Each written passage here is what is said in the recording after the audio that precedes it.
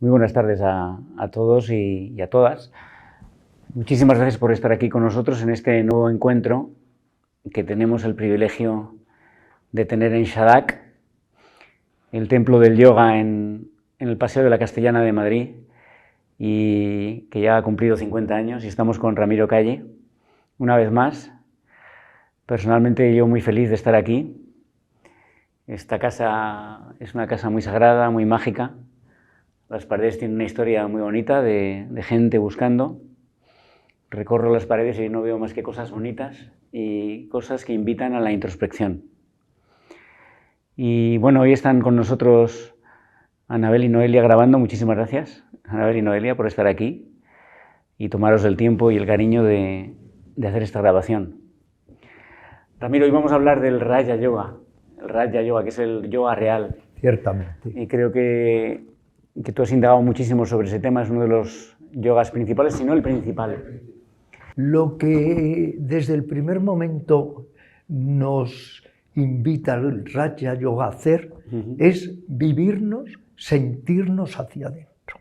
No es contestar, como sabes, de una manera conceptual al quién soy yo. Es vivirlo, es sentirlo. Hay un término, Joaquín, que nadie logra encontrar una palabra exacta en castellano para utilizarlo, que es insight, golpe de luz, repentinazo, comprensión profunda. Cuando uno comienza a acecharse, utilizo intencionadamente esta palabra, acecharse, al final empieza a degustar el néctar, la ambrosía de su ser más profundo. Por tanto, no es solo como la gente cree decir quién soy yo, no. Es volcarte, adentrarte en ti mismo, volcarte hacia adentro para ir encontrando respuestas a interrogantes, Joaquín, que nunca vamos a poder encontrar a través de la mente ordinaria. Por eso el Raja Yoga trata de sobrepasar la conciencia. Cuando yo empecé a leer yoga en libros franceses, porque en España con la censura no había nada de Raja Yoga, recuerdo esta frase en francés: dépasser, la palabra dépasser la mente, sobrepasar la mente ordinaria para encontrar esa otra mente intuitiva, perceptiva, donde hay respuestas. Porque en la mente ordinaria los interrogantes no se resuelven. Lo que has dicho es importantísimo. Me gustaría meterlo en un cajón para que no se nos escape. Estas 3 o 4 ideas que acabas de mencionar. El otro día lo hablaba con nuestro común amigo Jordi Fortià, ¿no? Esto del golpe de luz. Eso es. Tú has dicho el golpe de luz, has dicho el néctar, has dicho la ambrosía. El golpe de luz te llega y no sabes cómo. Ah, no. Te llega... Claro, sí. Haces muy bien en decirlo, Joaquín, porque... Verás, vamos a poner un ejemplo, si quieres, un poco burdo. En el abecedario vamos sucesiva y progresivamente de A a la Z. En el golpe de luz no, en el golpe de luz instantáneamente, abruptamente saltas de la A a la Z. No es secuencial, es repentinazo, es abrupto, y por eso es un golpe de luz. Yo utilizo una palabra que tampoco tiene un significado más allá del que tiene, que es eureka. En el golpe de luz tú de repente algo que no comprendías en años, lo comprendes. Algo que no lograbas columbrar, penetrar, surge. Es muy importante el insight. Fíjate que hoy tú sabes que está de moda el mindfulness, pero es cojo. Los que exponen el mindfulness, la mayoría de ellos se quedan a medio camino, porque el mindfulness no es por estar más atento. Se puede estar mucho más atento siendo un ladrón, un verdugo, un kamikaze, un terrorista, no. El mindfulness es para desarrollar esa comprensión clara a la que ya se refería Buda, que es el insight, el eureka. Comprender de golpe y transformativamente, subrayo y transformativamente, aquello que se nos escapaba, que Joaquín, a lo mejor has estado 20 años, que no logras salir de un atolladero, de una situación, o no logras ver con claridad, y un día viene ese glorioso repentinazo que resuelve el koan. Una pregunta difícil, ¿quién nos da ese regalo del golpe de luz? Tu inconsciente. Vamos a decir, puedes decir tu inconsciente, puedes decir tu mente supraconsciente o mente supramundana que busca precisamente la meditación y el Raja Yoga. Podrías incluso decir, si eres creyente, la providencia. Es como estar enredando durante años, a lo mejor con una serie de cajas, y no encuentras la caja esencial. Y de repente, en un aeropuerto, paseando por un parque, montando en bicicleta, el repentinazo. O a veces también en meditación, te habrá pasado, estás en meditación tranquilo y algo se resuelve. ¿Qué se resuelve? Lo que durante años no hemos podido ver con claridad, pero de repente la espesa, la densa niebla se desvanece un segundo y ahí tienes el insight. Ahora, te reto, ¿qué palabra encontramos en castellano para insight? Es mirar en lo profundo, es ver en lo más hondo, más allá de las apariencias, pero yo nunca he encontrado una sola palabra. Yo utilizo comunión. Sí, también percepción especial de entrar en comunión profunda con lo que es. Porque tú has dicho, fíjate, en este golpe de luz tú encuentras el néctar, encuentras la ambrosía, encuentras la sensación de unidad. Desaparece todo lo opuesto, que es el día a día de la sociedad. ¿Cómo podemos hacer para que este golpe de luz, y ya entramos en el Raja Yoga como técnica de trabajo y de disciplina, sabiendo además que podemos avanzar 2 pasos, pero luego tenemos que retroceder otro paso, y que a lo mejor luego tenemos que retroceder otros 2 pasos, luego adelantamos 5, y es un camino lleno que serpentea mucho, y a veces tienes dudas, y a veces estás cansado. A mí, por ejemplo, la pregunta que te quería hacer, ahora vamos a cómo alimentar este estado de luz. ¿Cuándo tienes tu primer golpe de luz? Mi primer golpe... En esta vida. En esta vida a los 6 años. 6 años. Cuando lo explico en mis memorias, en el viaje de mi vida, cuando fui a hablar con mi padre y le dije, papá, yo nunca voy a tener hijos. Se quedó perplejo y su reacción fue, pero ¿y si yo hubiera pensado lo que tú? Y le dije, para mí mejor, porque prefería estar en el todo. Y luego, con los años, llegué a la conclusión de que si no era capaz de tener el hijo del espíritu, tendría hijos de la carne. Pero toda mi energía al principio estaba dirigida a mi transformación, al hijo del espíritu, porque yo desde niño, tú lo sabes, que me conoces también, fui inmensamente insatisfecho, gran angustia existencial. Viví como nadie la insoportable levedad del ser y necesitaba precisamente encontrar ese ojo de buey que da el insight para ir más allá de lo cotidiano. A los 6 años tuve la percepción, todavía sin poder conceptualizar, de que hay otra realidad que se nos está constantemente escapando. Estamos tan enamorados de lo aparente, de lo cotidiano, que perdemos de vista esa esencia, como queramos llamarle, interior, que es lo único que nos va a asistir en la muerte. Cuidado, esa esencia que subvaloramos, ¿qué es lo único que vamos a tener en nuestro lecho de muerte? Ese golpe de luz te da certeza, te da certidumbre, tú te conectas con una fuerza interior que desconocías hasta ese momento, y cuando empiezas a frecuentarla encuentras que esa fuerza interior te fortalece permanentemente, se te retroalimenta el proceso. Cuanto más lo frecuentas, más fuerte te sientes. Y luego te conectas con la fuerza divina. Esa conexión con la fuerza divina es una conexión que logras cada cuánto tiempo.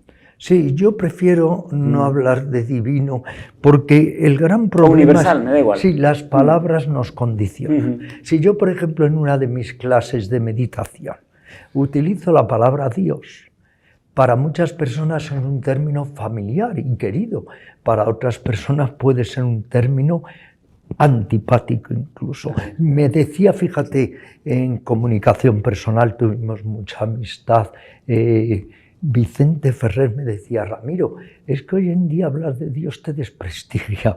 El hombre, claro, tuvimos mi hermano Miguel Ángel y yo mucha amistad con él, le grabamos varios programas de radio. Pues yo prefiero hablar de lo incondicionado. porque sabes que siempre está la tesis y la antítesis. Por ejemplo, unos creen en Dios, otros son ateos. Pero también podríamos utilizar, Joaquín, una tercera actitud, transteísmo. Claro, tú le dices alienismo más allá de Dios, esto es apabullante, pero al decir transteísmo es una actitud en la que no hay apego a los conceptos, porque claro, tú conocerás mucha gente que se llena la boca diciendo que cree en Dios y su comportamiento es terrible, y otra que nunca ha creído en Dios y su comportamiento es noble y maravilloso. Luego, prefiero utilizar el término o lo absoluto o lo incondicionado. O un término que me gusta, claro, desde niño de alguna manera absorbí, que además es muy romántico para los que buscamos, que es el alma cósmica, el todo. A mí me gusta el alma cósmica, me siento muy identificado. Cuando estás intentando conectar a través del Raya Yoga con el alma cósmica, ¿encuentras refugio? Es que en esos estados... Es refugio, ¿no? Sí, en esos estados superiores de conciencia, aunque a veces sea escuchando una música, haciendo una caricia a un ser querido, contemplando un amanecer, o como yo te comentaba en la entrevista anterior, abrazando con todo amor a mi gato Emil, en esos momentos penetras en la no mente, en el Ummani, o que le llamo, en mi novela El Fakir le llamo Nirmana Kali, que es la mansión del silencio, no está fuera, está dentro de cada uno de nosotros. Cuando entras en Nirmana Kali, en la mansión del silencio, ahí solo hay plenitud, bienestar. No hay dos yoes, no hay Joaquín y Ramiro. Tú y yo formamos una unidad, hay un sentimiento de cosmicidad. Me gusta utilizar esta palabra, sentimiento de cosmicidad, que sabes que en esta sociedad lo hemos perdido totalmente. Sí, no, es curioso que vivimos en un mundo donde, por un lado, hay llamadas permanentes a esa realidad y, por otro lado, llamadas constantes a la otra, a la prosaica, y es muy cansino. Y según vas poniéndote en situación... El otro día lo comentaba también, ¿no? Que falleció una persona que era muy conocida y yo pensé, bueno, esta persona cuando como observador se vea en su vida en la Tierra dirá, menudo lío yo tenía allí montado, ¿no? Claro, entonces, es importante porque cuando estás en Raya Yoga desmontas el lío. Sí, es que por eso... Llegas a la simplicidad, ¿no? Claro, tienes toda la razón. El embrollo, el enredo mental en el que estamos, lo vamos desmontando, vamos desarmando, yo diría desautomatizando este ego esclerótico, de visión estrecha, posesivo, lleno de odio o de apego. Es un desmontaje, pero ese desenmascaramiento consciente es muy doloroso, porque hay que ir superando todos nuestros autoengaños, nuestros amortiguadores psíquicos, nuestras falsas creencias, nuestras ideas, nuestros viejos patrones y nuestros conceptos. Por eso se podría decir que el Raja Yoga en último grado es dar un salto del ego al ser. Al decir ser, da igual la palabra que utilicemos, pero es poco a poco desidentificarse del ego, de la falsa personalidad, de lo que hemos adquirido para recuperar aquello que curiosa y paradójicamente nunca hemos dejado de ser. Ahí es donde, Joaquín, necesitamos las técnicas de concentración, de meditación, de visualización, técnicas que nos ayuden al desmontaje. Y tenemos, fíjate, que atravesar dos barreras extraordinariamente densas.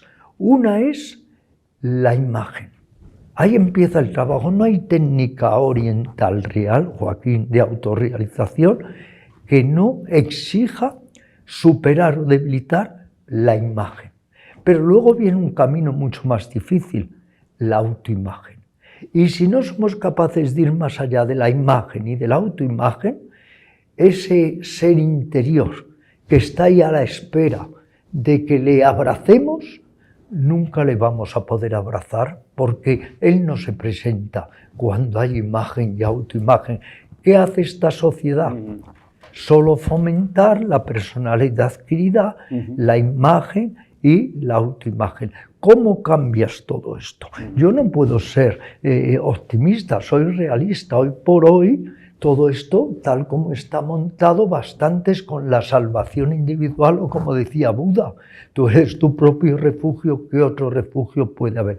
Pero sí creo, Joaquín, esto te lo digo ya, no porque estemos grabando, sino de ser a ser, que está al lado el ocaso de los falsos maestros. O sea, la gente tiene que despertar un poco y darse cuenta que el gurú verdadero no está fuera, está dentro de nosotros. La conciencia crística, la conciencia búdica, no te las va a regalar nadie. Búscalas, explóralas por ti mismo para que se vayan manifestando. Ramana Maharshi decía, la gracia es interior. Si la pudieras adquirir de afuera, la volverías a perder. Pero va surgiendo poco a poco con dificultades, con noches oscuras del alma en nosotros mismos. Has quedado con la palabra, porque antes cuando me has preguntado cómo el fogonazo de luz, y la palabra es gracia, yo decía comunión, es la gracia interior, de repente que encuentras la gracia interior y te encuentras en unidad con todo. Has hablado de técnicas también. Las técnicas son sencillas, es decir, la técnica de meditación, hay muchos tipos de meditación, pero todas significan aquietar la mente, conectarte con otra corriente de energía que no es la habitual, y a partir de esa conexión, pues intentar lo que has hablado antes, ¿no? Conectarte contigo y con el alma universal. Pero ahí, querido Joaquín, sí, no es que te contradiga, porque esa es una parte de la meditación el ser, pero para llegar a eso hay que quitar muchos obstáculos. Ego, imagen, autoimagen, apego, odio. Entonces, ¿qué sucede? Que para en todo su esplendor, en todo su brillo, poder realizar esa conexión con lo más íntimo de nosotros que nos proyecta ese sentimiento de cosmicidad, tenemos que hacer un trabajo impresionante de despojamiento, de arrojar por la borda ideas, conceptos, creencias, patrones y sobre todo apegos adictivos, apegos desmesurados y no digamos nada el odio. Algo que a veces se olvida, tú lo sabes, es considerar que en lo más básico el yoga es ética, pero ética genuina, no la moral convencional que cambia de acuerdo a países, épocas, gobiernos, no. La ética genuina, la virtud que decía Buda. Todo lo que tú quieres que te favorezcan, favorece. Tú no quieres que te causen dolor, no causes dolor a ningún ser sintiente.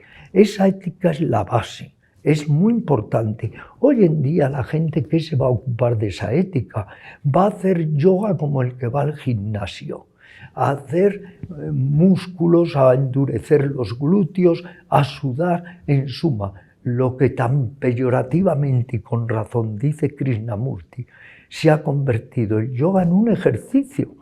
No es yoga, no es yug, la unión. ¿Qué quiere decir yug? La unión. Por eso se ha traicionado en cierto modo el Raja Yoga. Y el Raja Yoga es una enorme psicología de las profundidades. Llevo indagando en ella 60 años, nunca he llegado al final, ni mucho menos ni llegaré. Porque es que la psicología occidental, Joaquín, está realmente en pañales con respecto a la psicología profunda de Buda y del yoga. Y otra cosa, Joaquín, que es importante decir, para ir más allá de cultos, de aferramientos pseudo-religiosos, etc. Dos de los más grandes, si no los más grandes, Raja Yogis que ha habido en la historia de la humanidad han sido Buda y Mahavira. Podríamos añadirles Pitágoras, Lao Tse, Zoroastro, Jesús. Son grandes Raja Yogis. No les ves a ellos, ¿verdad?, haciendo todo el día posturas para ser los más flexibles del cementerio. Y te lo dice alguien que llevo, tú lo sabes, has venido mucho a las clases, 52 años dando Hatha Yoga. Yeah. Sí, el Hatha Yoga tiene un poder de armonización importante. Sí. Pero por eso el Raja Yoga es el real, ¿no? Porque el real. Porque además, Joaquín, me hiciste un gran programa porque eres un entrevistador único. Vamos, si algún día dejas la pista hielo, dedícate a entrevistar.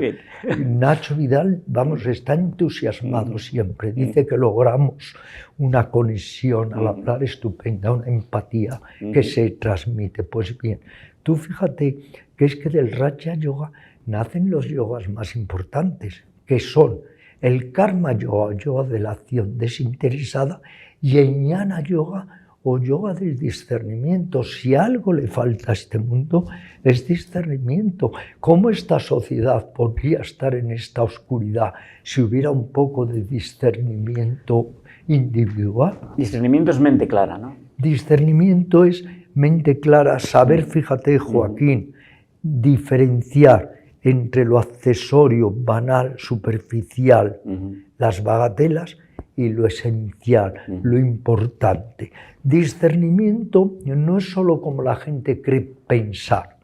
Discernimiento es ver para proceder en consecuencia. Las dos cosas. Primero veo y luego digo esto es lo que hay que hacer o no hacer. La opción de la no opción y proceder en consecuencia. El discernimiento es, por poner un ejemplo, como un buen joyero que le das en la superficie de una mesa, le pones bisutería y joyería y a través de su experiencia, del discernimiento, de su sabiduría en joyas, va descubriendo cuáles son las joyas. Y aprovechando este ejemplo diré que es que lo que he pretendido siempre, y lo digo humildemente, pero es el regalo que yo recibí de niño ya, es trasladar a los demás, en la medida de lo posible, un yoga de joyería y no un yoga de bisutería. Es que lo que se está haciendo con el yoga es pura bisutería.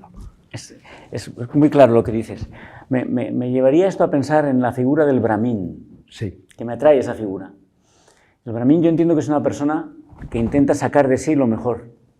Y parto de la base de que todos tenemos dentro de nosotros lo mejor, pero lo tenemos arrinconadísimo. A lo mejor vivimos una vida sin enterarnos que está ahí dentro, lo que tú has dicho antes. Ni se conocen el ego y el alma o el yo superior, no se conocen, están separados como dos entidades separadas que ni se hablan. Cuando empiezan a hablarse, se transmiten cosas. Entonces, el Brahmin, ¿cómo podemos hacer para despertar en nosotros en el cotidiano eso? Está claro que la meditación ayuda. sí. Está claro que la meditación, si es meditación consciente durante el día, mucho mejor. Si puedes recordar esa realidad cada hora y no cada 10 horas, mejor. Y finalmente se la puedes recordar. Qué bueno, has utilizado la palabra recordar. Sí. Nadie lo hace en lo que te voy a decir. Sati es el término de atención. Pero ahí se queda la gente. No, Sati es dos cosas. Es atención y recuerdo. Qué importante recordar cuando es de una manera consciente y voluntaria. Efectivamente, recordar que debo estar en el trabajo, recordar que debo respetar el recto propósito, recordar que debo humanizarme. Luego no solo es atención, estar todo el día atento, pero si no lo incorporas a tu mejoramiento interior, recordar es importante también, Sati. Sí, pero en el fondo es la salida para que ese fogonazo de luz no sea una cosa ocasional que te llega sin saber cómo, porque cuando tú estás recordando te llega con más frecuencia, porque estás en otro plano. Estás en la atención y en el plano de aspiración. Exacto. Aspiración. El plano de aspiración es muy bonito, es un plano muy bonito, porque en el plano de aspiración yo entiendo, a lo mejor me corriges, que tú estás en un plano de humildad, evidentemente, porque estás aspirando a tu mejor yo, Exacto. partiendo de que no estás en tu mejor yo, partiendo de tu ego. Y entonces eres humilde y estás en posición de aprender, de posición de escuchar esa realidad que te está hablando con una sabiduría que tú no tienes. Intentas agarrarte a esa sabiduría porque la ves allí, ¿no? Claro. Esa atención es muy bonita y ese recordar. Has hablado antes de una cosa que a mí me ha pasado muchas veces. Por ejemplo, volando en un avión en los últimos 10 minutos. Me ha ocurrido, y se lo he dicho a la azafata, oiga, pongan esta música siempre. Te ponen una música así tranquila, bonita, un piano simplemente. Está el avión en silencio bajando, tú vas viendo los paisajes. Es muy diferente la sensación que si vas con música alterada o lo que sea, que muchas veces te la ponen y te altera, ¿no? ¿Cómo podemos nosotros crear esos momentos? Yo cada vez los creo más desde la mayor simplicidad, es decir, poner esta música y sentarme en silencio yo solo me recarga la pila.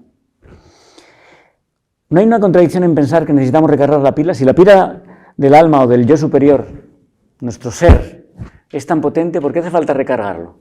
Bueno, no, es tan potente, pero está limitado, indudablemente. Es como si coges el agua del océano y, poniendo un ejemplo intencionadamente muy tosco, la metes en botellas. Hay 100.000 botellas de agua del océano. Si las rompes y salen de su carcasa, del cuerpo forman Namarupa, vuelven a fundirse con el océano. Pero si no, están aparentemente divididas o restringidas. Todos tenemos fuerza. Y hay algo que no se habla de ello, pero a mí sí me gusta hablar de ello, que es lo que llamo el segundo aliento. Todos estamos trabajando con la primera marcha, con el primer aliento, pero desconocemos el segundo aliento, salvo en circunstancias vitales muy difíciles. Entonces, el segundo aliento surge en tu madre, por ejemplo, que está la pobre enferma. Ahí puede surgir el segundo aliento. En un niño que se pierde y no sabe cómo salir de ese atolladero, surge el segundo aliento. Es una carga extra de energía que está también dentro de nosotros, que incluso le podrías llamar simbólicamente, me gusta el mito, el símbolo, el Espíritu Santo, que está ahí como un león adormecido, pero que de repente despierta y te puede ayudar. Eres más fuerte, eres más resistente. Esto es lo que hace que en situaciones a veces extremas la gente no se viene abajo, porque de repente se abre digamos, el caudal de energía del segundo aliento del que todos disponemos. Esto es muy, muy interesante lo que estás diciendo, Ramiro, me encanta, porque además yo traía aquí una cita, pero voy a enmarcarla, fíjate. Está la historia tan bonita de Shackleton, este explorador inglés que se quedaron atrapados en el hielo un año y pico en la Antártida, y cuando logran escapar de esa odisea, tienen que atravesar una isla que me parece que tardan 24 horas, tienen que subir y bajar a la base donde están los pescadores de ballenas noruegos, hablo del año 18 por ahí, del siglo pasado, y van andando y subiendo con nieve hasta la cadera, 24 horas hasta que llegan al destino. Imagínate el frío. Y los tres que iban andando les hacen al final del viaje una entrevista separadamente y los tres dicen, yo me sentí que en vez de ir tres íbamos cuatro todo el rato. Se lo dicen a uno, hombres no creyentes eran, y a otros se lo preguntan también, ¿y cómo sentiste? Pues yo sentí que alguien nos acompañaba, éramos tres, pues éramos cuatro. Y yo, fíjate esta frase de este librito que descubrí hace mucho tiempo, Los hijos del jardín de Moria, tan bonito, que dice, si tu navío es resistente, alcanzarás la orilla. Has desplegado tu vela y probado el timón. Mi escudo te protegerá en el campo de batalla. Prepárate para luchar. Conquistarás mediante pensamientos puros. Es decir, la sensación de que siempre tenemos a alguien, el ángel de la guardia, el aliento, el segundo aliento que tú dices, esa realidad que está con nosotros, que está como sacándonos lo mejor. Estoy aquí a tu lado. Tú no me ves, pero sigue, trabaja, pelea, que tus pensamientos sean puros. No te vayas por el lado de la mentira. Sé puro, sé honesto. Es un poco la vida del Brahmin, la vida del Raya Yoga, ¿no? De sacar de ti para... Es la vida del Brahmin, utilizando la palabra Brahmin como el elevado, el puro. Pero el 99% de los brahmines de la India son corruptos, no lo idealicemos. No, ya ahora, si lo utiliza correctamente y es maravilloso, invito a todo el mundo a leer este libro, el Dhammapada, la senda de la sabiduría atribuido a Buda. Le dedica Joaquín un capítulo entero a decir lo que es el Brahmin, el Brahman. El Brahman entendido como noble. Es que eso es lo importante. Eso es. Como noble, no como un estatus o casta de la India. Me he interpretado mal. Sino como noble. Como noble. Eso es. Y hay un capítulo, Joaquín, en el Dhammapada que es todo. Va diciendo Buda quién es el verdadero Brahman, el verdadero noble, la persona de intención pura, motivación correcta, como tú dices, pensamientos puros, que decía Buda, arroja en todas las direcciones tus pensamientos de amor como si fueran pétalos de flor. Entonces, todos podemos ir poco a poco logrando esa transformación, esa especie de alquimia interior para mejorarnos, y en la medida en que nos mejoramos podemos aportar algo más importante a nuestro entorno, claro. Me gusta que hayas traído el Brahman aquí y ahora, porque efectivamente te encuentras con Brahman en muchas situaciones de la vida. Hace poco yo he estado con un profesional, pues no sé, un profesional de la electricidad que tenía que hacer una serie de trabajos en la pista, y yo cuando le vi llegar y tal, recto, conocedor de lo que hacía, pim pam pum, lo hizo con una dignidad y con esto, y joder, qué maravilla. Eso, ¿sabes quién lo apuntaba mucho eso? Gurdjieff, este controvertido maestro que era Gurdjieff, que absorbió todas las sabidurías de Oriente, desde el sufismo al taoísmo, al yoga, etc. Él siempre decía que el hombre ordinario, padre de familia, que va a su trabajo, que se expresa correctamente, que es humano, que se ocupa de las cuitas de los demás, que es un gran yogi. En realidad es que a veces pensamos que el yogi tiene que estar en los Himalayas haciendo penitencia, ¿no?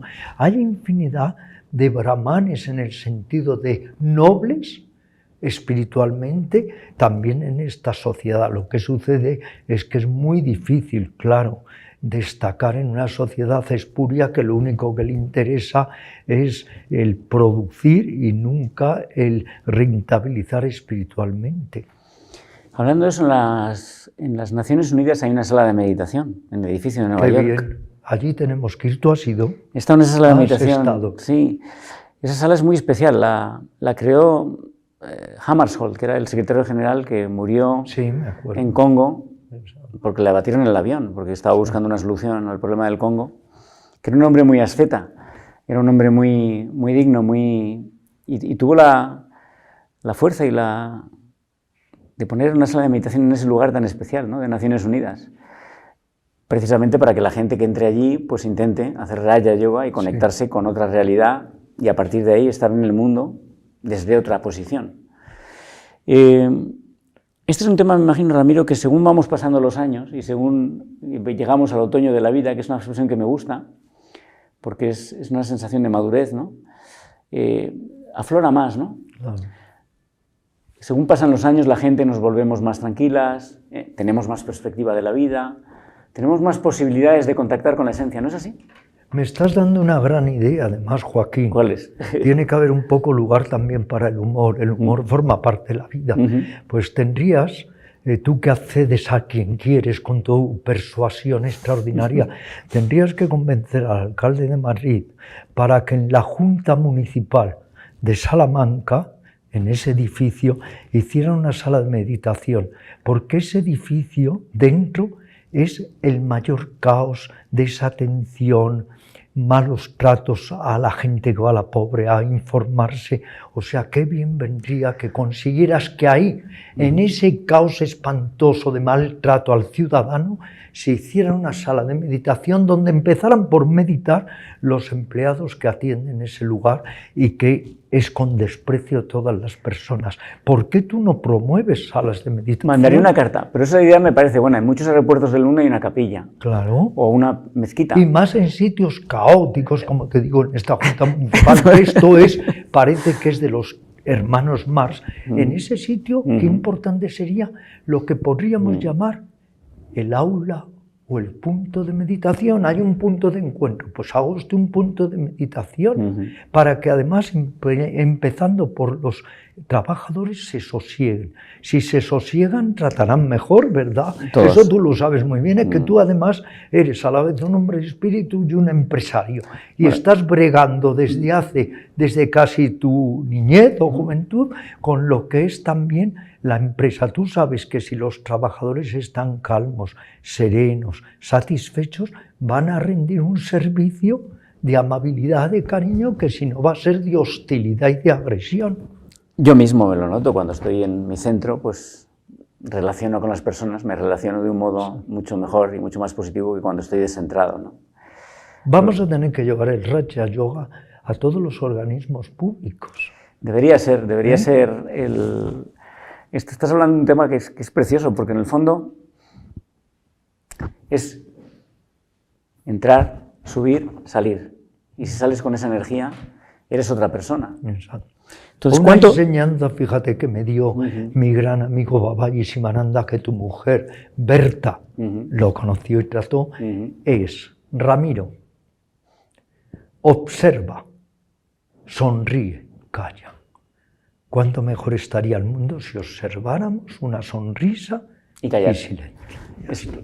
Si no hay nada que decir, mejor que el noble silencio, mejor estate callado, que decía Buda. En una entrevista muy bonita que hicieron en La Vanguardia, tú decías: estamos tan dormidos. Y ahora, según hablabas, estaba pensando y mirando a mi vida, digo, bueno, a lo mejor he estado en estos estados de supraconsciencia o de mayor sabiduría, pues un porcentaje muy pequeño de mi vida. Muy pequeño, mínimo. Es como cuando nos dicen, ¿no? Este ordenador lo estás utilizando al 5%, pues es una máquina poderosísima, pero con las... Sí. Sería muy bonito poder subir ese porcentaje. Me imagino que la persona que lo sube hasta el 100%... Para eso hay que hacer todo el trabajo interior. Meditación, autoobservación, genuina moralidad, utilización correcta del discernimiento, autoconocimiento, la exploración de nuestro verdadero ser y muchas más técnicas. Por eso tenemos esa farmacia que nos aporta el Raja Yoga. Que está muy bien complementarlo con el trabajo consciente sobre el cuerpo, la respiración, la relajación, pero sin olvidar que todo el yoga físico, que es muy reciente, solo tiene 4 o 5 siglos máximo de antigüedad, es para ponerlo al servicio como herramienta para ir al yoga mental. En todos los textos leemos a través del yoga físico, del Hatha Yoga, vamos al Raja Yoga y luego llevar el Raja Yoga a nuestras vidas cotidianas. Tengo un amigo, por ejemplo, que tiene una pista de hielo que la tiene inundada de frases preciosas para el aliento espiritual.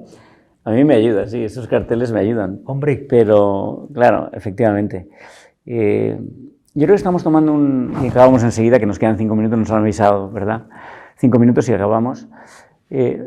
Ramiro, para cerrar la charla de hoy, que como siempre contigo me motiva para intentar subir peldaños, ¿no? Es cierto que el mundo está revuelto, siempre ha estado revuelto. Siempre. Yo encuentro que a pesar de todo lo revuelto que está, pues podemos encontrar espacios de encuentro con un nivel de conciencia que creo que está más alto que hace un siglo, que hace 2 siglos, que hace 3 siglos. Más gente está en ese esfuerzo. Y que a pesar de todo, yo personalmente veo que la luz está al final del túnel, lo veo con toda claridad. Tú menos, a veces hemos discutido que tú eres menos creyente que yo, eres más descreído, que me gusta mucho como lo dices. Yo soy muy creído y muy... Es que bueno, al fin y al cabo tú eres de una tradición. Claro. Realmente cristiana, ¿no? Pseudo-cristiana, y yo soy de una tradición budista. Y Buda, sabes, que ponía el énfasis en no enredarse en la maraña de si hay Dios, no hay Dios, si hay otra vida, no hay otra vida, y sobre todo si hay un ser personal o no. Porque claro, el yo, Joaquín, lo podemos entender como individual, pero también como global, como cósmico, que está en cada uno de nosotros, un toque de esa energía cósmica, pero una vez se retira de este cuerpo y de esta mente, pues es como te pregunto, pongo este koan. Cuando la vela se apaga, ¿dónde va la llama de la vela? Sí. ¿Dónde va? ¿Al todo o a la nada? Es que yo diría que al todo.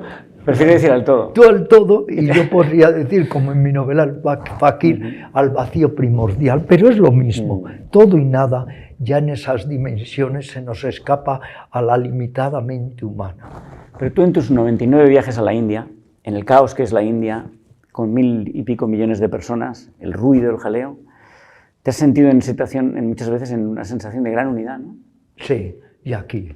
Aquí también. Aquí también. ¿Sabes dónde me siento así? Y te invito a hacerlo. Ya hemos hecho algún paseo por el Retiro. Al atardecer por el Retiro, los días que hay poca gente, estoy constantemente en pre-samadhi. No en samadhi total, pero en un estado de placidez enorme. Volvemos siempre al Borges famoso del presente, que era tan intolerable, ¿no? De tan rico y de tan nítido, tan hermoso. Qué bueno es eso. Sí. Vuelve a recitarlo. El presente era casi intolerable, de tan rico y de tan nítido. Y nos pasa en primavera cuando vemos los árboles, y nos pasa en otoño también, y en invierno también, porque ya estás anticipando la primavera. Entonces yo creo, si te parece, Ramiro, espero que nos veamos de nuevo durante estos próximos meses haciendo encuentros como este. Te agradezco infinitamente. No, yo te agradezco a ti porque además son muy bien acogidos, te lo digo sinceramente, si no te diría lo contrario. Pues gracias a los que y lo escuchéis. Todo el mundo está encantado con estos encuentros. Es más, me animan a que di a Joaquín Tamames que tenéis que hacer más. Seguiremos hablando, pero yo creo que este tenemos que cerrarlo con una llamada a nuestro mejor yo, cada uno de nosotros. Desde luego. ¿No? Una llamada donde estemos en ese sitio donde estamos en otro nivel, ¿no? Salimos del nivel prosaico, del nivel mundano, y nos elevamos a un nivel distinto. Y yo creo que si hacemos eso todos los que podemos hacerlo, que somos los 8.000 millones, ya somos 8.000 millones. La semana pasada me mandaron muchos mensajes igual que a ti, ya somos 8.000 millones, pues qué maravilla, ¿no? Pues podemos llevar la humanidad a otro sitio y vivir de otra forma, ¿no? Ramiro, me encanta estar aquí contigo, yo sigo aprendiendo. No, sigo leyendo tus libros, seguimos aprendiendo. Y sigo inspirándome en estas paredes. Eso sí, fíjate que siempre que estamos aquí te visualizo en el sitio que te ponías practicando el Hatha Yoga los sábados por la mañana. Era muy bonito venir aquí, era maravilloso. Salía nuevo y salgo nuevo, así que gracias, Ramiro. Gracias por todo, querido Joaquín. Gracias.